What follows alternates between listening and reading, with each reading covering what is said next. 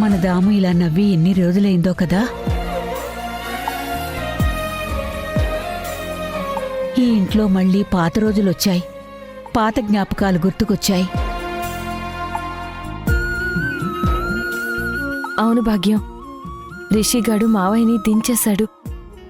అత్తయ్యకి ఈ పిల్లలే రేపు ఓదార్పు కావాలి, ధైర్యం కావాలి.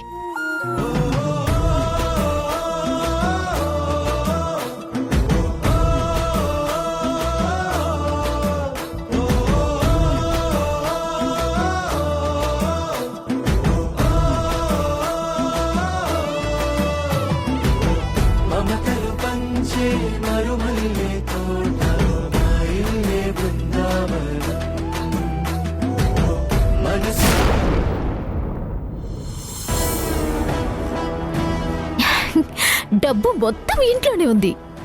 ఏ డబ్బు? మన డబ్బే మావయ్య. వాళ్ళు తీసుకొచ్చి చూపించారు.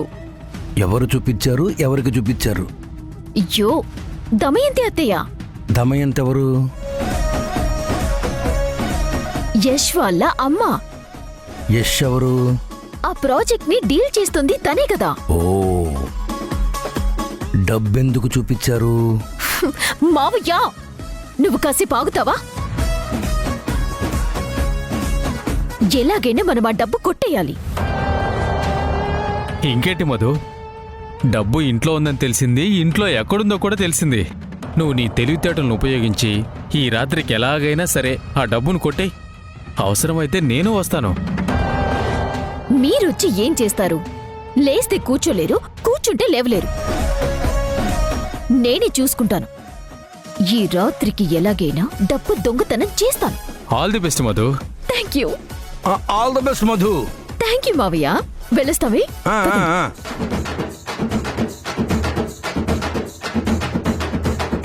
ఓహో, ఇద్దరూ కలిసి డబ్బు దొంగతనం చేసి లేచిపోదాం అనుకుంటున్నారా? చెప్తా మీ సంగతి. ఎవరిచ్చారు ఈ ఫోను? మిషన్ కోతిమామ. ఓ, మిషన్ కోతిమామా. అవును సార్. నువ్వు వెళ్ళు. Okay sir.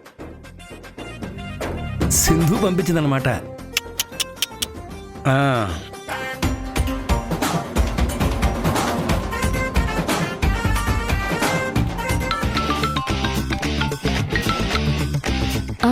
చెప్పుకోతి మామ. సింధు, ఆ మధు పొలిటీషియను ఇప్పుడే నా ముందు మాట్లాడుకున్నారు. ఈ రాత్రికి మధు డబ్బులు దొంగతనం చేస్తుందని ఇద్దరూ కలిసి లేచిపోవాలని అనుకుంటున్నారు. మనలాగే ఇంకో బాధితుడు ఉన్నాడు అనుకుంటా. వాడి పేరు యశ్. యశ్ ఎవరో ఇన్వెస్టర్లకి డబ్బులు చూపించారంట. ఆ డబ్బు మధు చూసిందంట. సింధు, అర్థమైంది మావయ్య, నేను చూసుకుంటాను. చాలా థ్యాంక్స్ మావయ్య. నాకు థ్యాంక్స్ దేనికమ్మా? మనం ఒకటే టీము. ఈ మధు వాళ్ళ ఆట కట్టించాలి. తప్పకుండా మావయ్య. ఏది ఉన్నా నాకు ఇలానే ఫోన్ చేస్తూ ఉండండి. మనిద్దరం బాధితులమమ్మా. నువ్వు నాకు, నేను నీకు సపోర్ట్ చేసుకోకపోతే ఇంకెవరు చేస్తారు చెప్పు? ఉంటానమ్మా, ఉంటాను.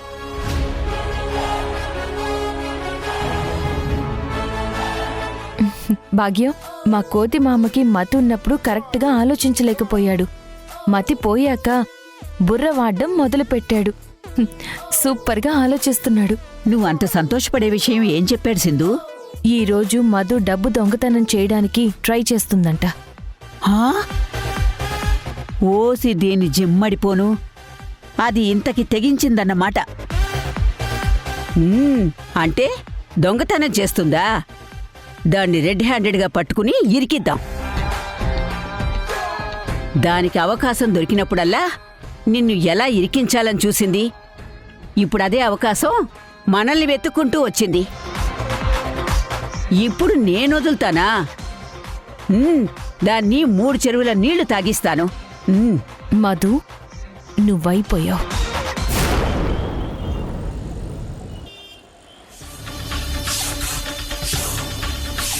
అమ్మయ్యా, ఈరోజు ఈ ముసల్ది నాకు ఏమత్తు ఇవ్వలేదు. అంతా నిద్రపోతున్నారు. ఇదే కరెక్ట్ టైం. ఆ డబ్బు బ్యాగులు తీసుకుని నైట్కి నైటే ఎస్కేప్ అయిపోవాలి.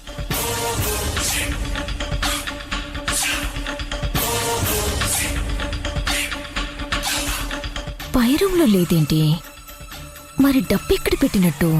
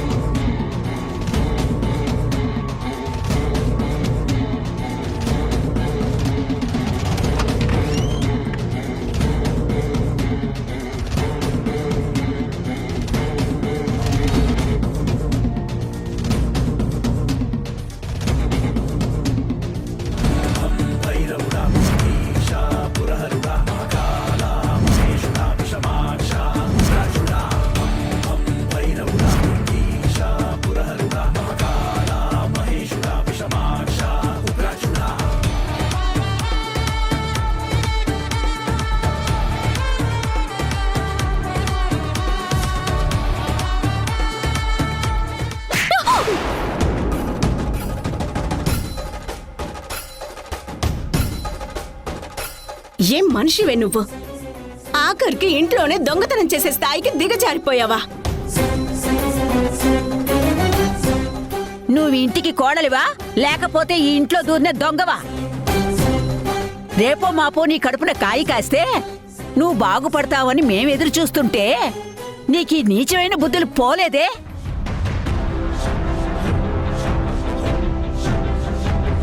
నిన్ను చూస్తుంటేనే అసహ్యం వేస్తుంది మధు. నువ్వు మారడానికి ఎవరికి ఇవ్వనన్న అవకాశాలు ఈ ఇల్లు నీకిచ్చింది. అయినా నీలో మార్పు శూన్యం.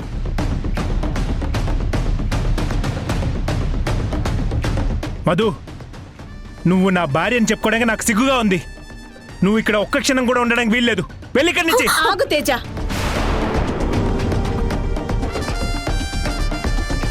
ఒకవైపు ఈ ఇంటి మీద అందరూ నిందలు వేస్తుంటే నువ్వు మాత్రం ఆ డబ్బుతో పారిపోవాలని చూస్తున్నావా? ఎంత దారుణంగా ఆలోచిస్తున్నావే. అంటే ఈ ఇంటి పరువు ఏమైపోయినా పర్వాలేదు, చంద్ర వ్యక్తిత్వం గురించి నలుగురు తప్పుగా మాట్లాడినా పర్వాలేదు, నువ్వు మాత్రం నీ సుఖం మాత్రమే చూసుకుంటున్నావు.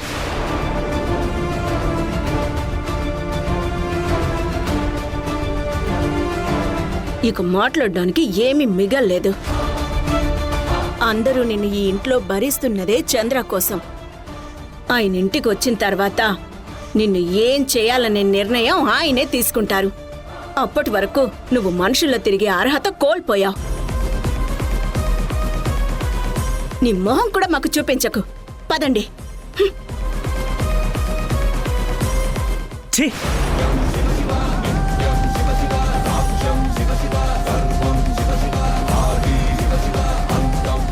పిచ్చి మొహందానా, దొంగతనం చేయడానికి కూడా తెలివితేటలు కావాలి. అవి నీ దగ్గర లేవు మధు. ఈ ఇంట్లో నువ్వు ఏం చెయ్యాలనుకున్నా నా నీడని కూడా దాటలేవు. గుర్తుపెట్టుకో. వెళ్ళిక్కడి నుంచి వెళ్ళు.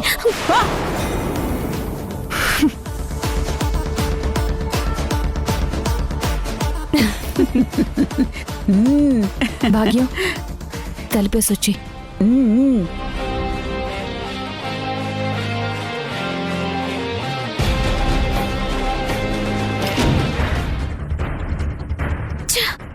ఇలా దొరికిపోయానేంటి?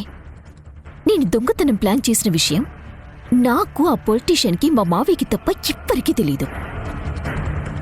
వీళ్ళకి ఇంత పక్కాగా ఎలా తెలిసింది? రెడ్ హ్యాండెడ్గా ఎలా పట్టుకున్నారు?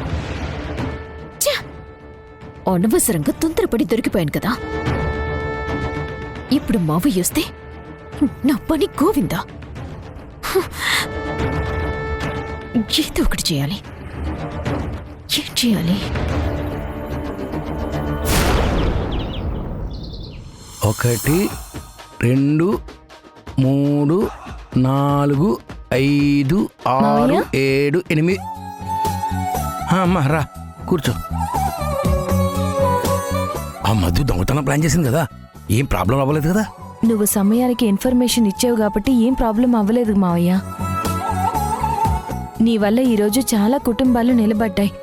వాళ్ళంతా ప్రశాంతంగా పడుకున్నారు. నువ్వు చేసిన సహాయం చిన్నది కాదు మావయ్య. నాదేముంది సింధు, మనం చేసిన మంచి తిరిగి వస్తుంది అంటే ఇదే.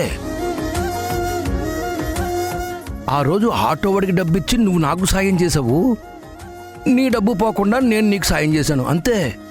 ఆ ముందు నుంచి నీలో ఇంత మంచితనం ఉంటే ఎంత బాగుండేదో మావయ్య. ఆ? అంటే నాలో అంత మంచితనం లేదా? ఆ లేదని కాదు, నువ్వు అంతకు ముందు వడ్డీ వ్యాపారం చేసేవాడివి. జనాలని వడ్డీ కోసం ఇబ్బంది పెట్టేవాడివి. ఓ, ఎక్కువ వడ్డీ వస్తుందని ఆ మధు పొలిటీషియన్ ఆశపడి నీ దగ్గరికొస్తే నువ్వు డబ్బులిచ్చావు. నాకు అర్థమైంది. వడ్డీతో పాటు అసలు కూడా ఎగ్గొడదామని వాళ్ళిద్దరూ ప్లాన్ వేశారు. నన్ను చంపడానికి నా నెత్తి మీద కొట్టారు. కానీ నాకు తెలివితేటలు ఎక్కువ కదా, తప్పించేసుకున్నాను. ఆ దెబ్బకి నా చిన్న మెదడు చితికిపోయి అన్నీ మర్చిపోయాను. ఇక ముందు చూడు ఎలా ఆడుకుంటాను. ఉమ్, అవును సింధు, అడగడం మర్చిపోయాను. ఆ యశ్ సేఫ్ కదా? డబుల్ సేఫ్ మావయ్య. నీకొక విషయం చెప్పాలి. చెప్పు సింధు. ఆ యష్ ఎవరో కాదు, నా భర్త. ఆ? ఆ, అంతేకాదు మావయ్య, ఆ మధు ఎవరో కాదు, మా ఇంటి పెద్ద కోడలు, నా తోటి కోడలు. ఒక్క రోజులో ఎన్ని ట్విస్ట్లు ఇస్తున్నాం సింధు. అసలే నా చిన్న మెదడు ఇప్పుడు లిమిటెడ్ ఎడిషన్. ఎక్కువ విషయాలు బుర్రకు ఎక్కించుకోలేను. నువ్వు ఒక్కో మలుపు తిప్పుతూ ఇలా లోడేస్తే నా బుర్ర పాప్కార్న్లా పేలిపోవడం ఖాయం. ఆ, వద్దు మావయ్య, నువ్వు బాగుండాలి, నీకేమీ కాకూడదు. ఎందుకమ్మా ఎందుకమ్మా ఈ మామయ్య మీద నీకింత ప్రేమ? ఆ, తెలీదు మావయ్య, కానీ మనది ఈ జన్మ రుణం కాదు. నేనింకా చాలా తీర్చుకోవాలి. నేను కూడా తీర్చుకుంటానమ్మా. ఆ, ఏంటి మావయ్య? నీ రుణం. ఆహా. ఆ మధు ఏం మనిషి తల్లి, సొంత ఇంట్లో దొంగతనం చేయాలని చూస్తుందా? ఇదేనేమో కలికాలం అంటే. ఇక ముందు నువ్వు జాగ్రత్తగా ఉండాలమ్మా. ఏం పర్లేదు, ఇప్పుడు నీకోసం ఈ మామయ్య ఉన్నాడు. ఆ మధు ప్రతి పంచాయతీ నా ముందే పెడుతుంది. వాటిలో చిన్న ఒత్తు పొల్లు పోకుండా నేను నీ ముందు పెడతాను. నేను నిన్ను కాపాడుకుంటాను సింధు, నువ్వు నీ కుటుంబాన్ని కాపాడుకో.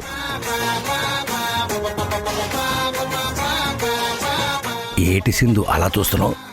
ఆ, నువ్వు చూపిస్తున్న ప్రేమకి మాటలు రావడం లేదు మావయ్య.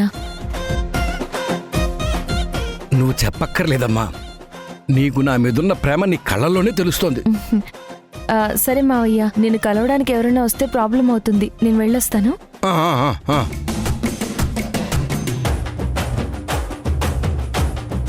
దేవుడా, పాపం, బతకడం తెలియని పిల్ల నన్నే నమ్ముకుంది. నేనే ఎలాగైనా దారి చూపించాలి. 9, 10.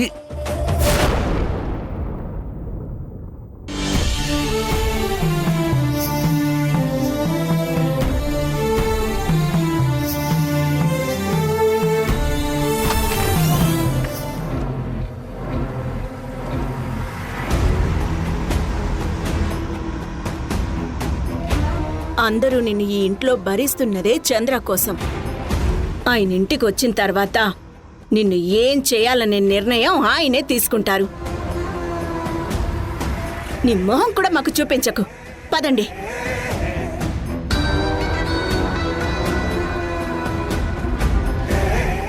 ఎలాగైనా నేను అత్తయ్యని ఒప్పించి తీరాలి. అత్తయ్య, అత్తయ్య, నన్ను క్షమించండి అత్తయ్య, నేను తప్పు చేశాను అత్తయ్య. అత్తయ్య ప్లీజ్ అత్తయ్య, నన్ను క్షమించండి అత్తయ్య, నేను చాలా పెద్ద తప్పు చేశాను. అలా ఎలా చేశానో నాకే తెలియటం లేదు, నన్ను క్షమించండి అత్తయ్య. చాలు మధు, ఇప్పటి వరకు నా కళ్ళు నిన్ను ఎలా చూడకూడదో అన్ని రకాలుగా చూశాయి. నీ గురించి ఏమేం వినకూడదో అన్ని విన్నాను. నువ్వు ఎలా ప్రవర్తించకూడదో అవే చేస్తూ ఉంటే ఈ ఇంటి గౌరవం కోసం నోరు మూసుకొని కూర్చున్నాను. ఇక నీ అబద్ధాలు నేను భరించలేను. నిన్ను చూస్తేనే నాకు అసహ్యం వేస్తుంది. నిన్ను ఎలా క్షమించమంటావు? కేవలం చంద్ర మీదున్న గౌరవంతో నిన్ను ఈ ఇంట్లో ఉండనిచ్చాను, అంతేకాని నిన్ను తిరిగి ఈ ఇంట్లోకి ఆహ్వానిస్తానని మాత్రం అనుకోకు. నాకు తెలుసత్తయ్య, మీరు నన్ను క్షమించలేరని. నేను చేసిన తప్పులు నాకు కూడా అర్థమయ్యాయి. మావయ్య వచ్చేంత వరకు కూడా నాకు ఈ ఇంట్లో ఉండే అర్హత లేదు. తేజ కూడా నన్ను అనరాని మాటలు అంటున్నాడు. అవన్నీ నేను భరించలేకపోతున్నాను అత్తయ్య. ఆ గదిలో ఒక్కో క్షణం నాకు ఒక్క యుగంలా ఉంది. అందరూ నన్ను చూసి చూపులు తట్టుకోవడం కూడా నా వల్ల కావట్లేదు అత్తయ్య. అందుకే మావయ్యతో నేను నేరుగా మాట్లాడాను అత్తయ్య. అంటే చంద్రతో నువ్వు మాట్లాడావా? అవునత్తయ్య, జరిగింది మొత్తం మావయ్యకి చెప్పేశాను. నేను ఈ ఇంట్లో నుంచి వెళ్ళిపోతున్నానని కూడా చెప్పాను అత్తయ్య. కానీ మావయ్య మనిద్దరిని వెంటనే ఢిల్లీ రమ్మన్నారు. ఇదిగోండి ఫ్లైట్ టికెట్స్ కూడా బుక్ చేశాను అత్తయ్య.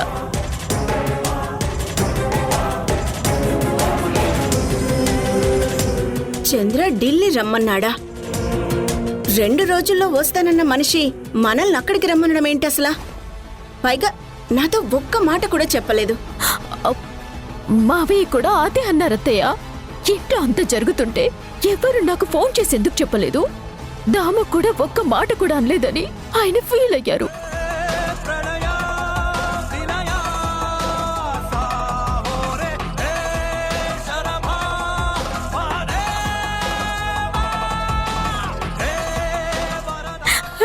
నా విషయంలో ఏదో నిర్ణయం తీసుకున్నారంట.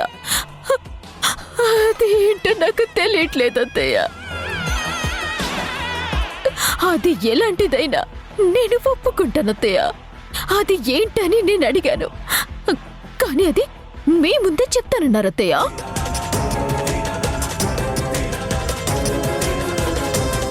అత్తయ్య, టైం అయిపోతుంది. ఈ ఫ్లైట్ మిస్ అయిపోతే రాత్రి వరకు మళ్ళీ ఫ్లైట్స్ లేవత్తయ్య. మావయ్య రాత్రికి హర్యానా వెళ్ళిపోవాలంట. మనం వెంటనే బయలుదేరాలత్తయ్య. కానీ యశ్, సింధు, తేజ ఇన్వెస్టర్లతో మాట్లాడటానికి వెళ్లారు కదా, వాళ్ళు రాగానే ఒక మాట చెప్పి వెళ్ళిపోదామా? యష్తో మావయ్య మాట్లాడతానన్నారు అత్తయ్య. నాకు తెలిసి ఈ పాటికి మాట్లాడేసి ఉంటారు. ప్లీజ్ అత్తయ్య వెళ్దాం, లేదంటే మళ్ళీ మనం మావయ్యని కలవలేమత్తయ్య.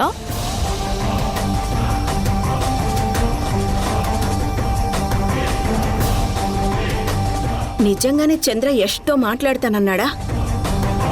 నిజమత్తయ్య, లేకపోతే నేనెందుకు చెప్తాను? ఈ మధుని నేను నమ్మలేను. కానీ ఈ టికెట్లేంటి? సరే, నాకు కూడా ఆయన్ని చూడాలనుంది. ముందుగా వెళ్లి చంద్రాన్ని కలిస్తే అన్నీ సెట్ అయిపోతాయి. నేను ఇప్పుడే ఫ్రెష్ అయ్యి వస్తాను. అలాగే, తొందరగా బయలుదేరదాం.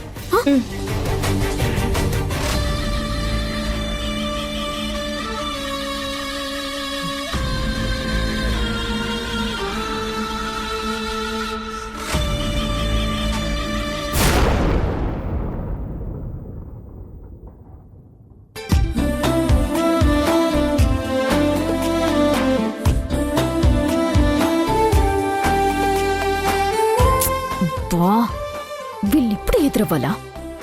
నానమ్మా, ఎక్కడికి వెళ్తున్నావు? ఇంట్లో ఎవరూ లేరనుకున్నాన్రా. మంచి శకునంలా మీరెదురయ్యారు.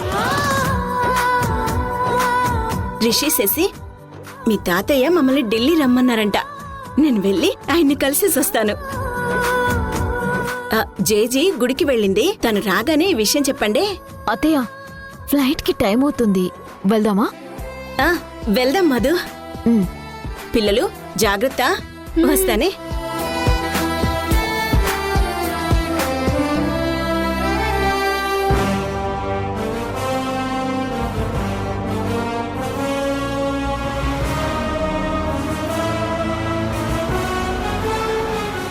చూసావా యష్, తేజ కూడా ఇప్పుడు బిజినెస్ పనుల్లో ఎంత ఇన్వాల్వ్ అవుతున్నాడో. నాకు చాలా హ్యాపీగా ఉంది. అవును సింధు, మనం ఇంటికి వెళ్దామంటే వాడు సైట్కి వెళ్ళొస్తాను అనడం నాకు కూడా చాలా హ్యాపీగా అనిపించింది సింధు. యష్, ఇక ఏమాత్రం ఆలస్యం చేయకుండా భూమి పూజ కార్యక్రమం వెంటనే పెట్టేద్దాం. ఇప్పటికే 2 సార్లు వాయిదా పడింది. అయినా మనల్ని నమ్మి ఎవరూ వెనక్కి వెళ్ళలేదు. ఆ నమ్మకాన్ని మనం నిలబెట్టుకోవాలి. నిజమే సింధు, ఇన్నాళ్ళు నాన్న కోసం ఎదురు చూసాం. కానీ ఇప్పుడు నాన్న చేతుల మీదుగా ఆ కార్యక్రమం జరిపించే అదృష్టం మనకి లేదు. అందుకే అమ్మ చేతుల మీదుగానే ఆ పనులు మొదలు పెట్టిద్దాం.